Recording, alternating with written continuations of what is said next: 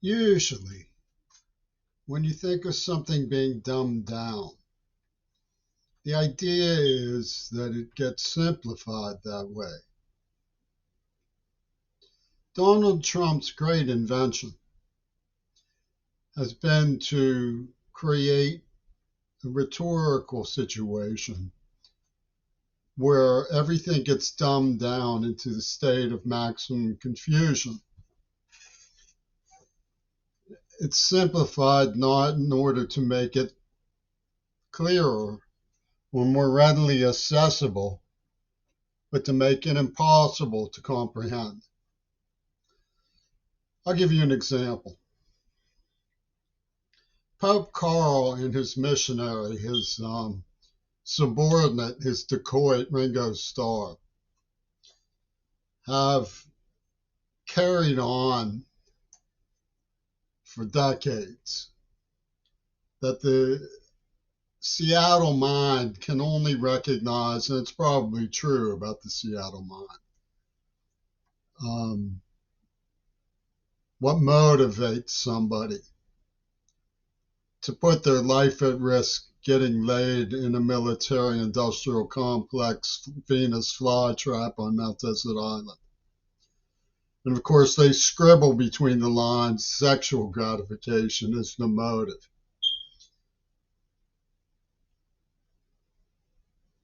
Even if it was as simple as alleging a motive, that wouldn't serve in justifying the AIDS attack. It's difficult to see how anybody could allege that it would. But the blasphemy of the idea carries, in part because it's surrounded by normal comprehension considerations. Who put out the trap and the bait? What is the validity of playing into a trap and a bait in order to prove that it was done deliberately as part of a military industrial complex plot against public education and sexual freedoms and freedom of association? Central to this is the Beatles' role in the rise of fascism. So that's obviously going to get squelched. Is there evidence?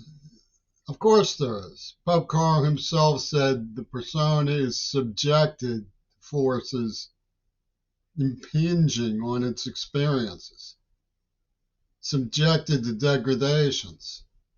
Let's talk about that, because it clarifies what the simplification of motive perverts. You may remember from reading recently that I was kidnapped, terrorized, and made neurobedient to a gang who subjected me to inhalants while on a nerve agent, having tried to convince the school to protect me because my life was in danger. They didn't even look for me when I disappeared for months. Now, this is a vector because the city of Pittsburgh's lunatic editorialists, I had alexithymic amnesia, trauma, couldn't describe it, so I drew cartoons for Tim Menace. Tim Menace made a lampoon of my being tortured. So it was clear that in the dark knot of hideous cruelty in the city of Pittsburgh's back alleys, of sleaze, where I was kidnapped and tortured and poisoned and gassed, was a protective web of idiot lampoon on the part of the editorialists. Adam Eisenstadt got on the radio calling himself Abdul the Terrorist. He's a berserker from the IDF.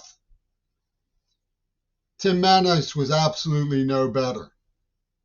So it was an established fact that these liars were covering for a vector of atrocity against a child.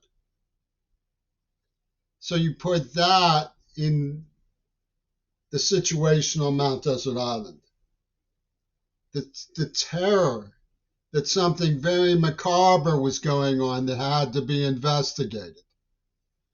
And that is what is taken out to leave you with Pope Carl's snivel and wriggling parochial squalid finger about motive.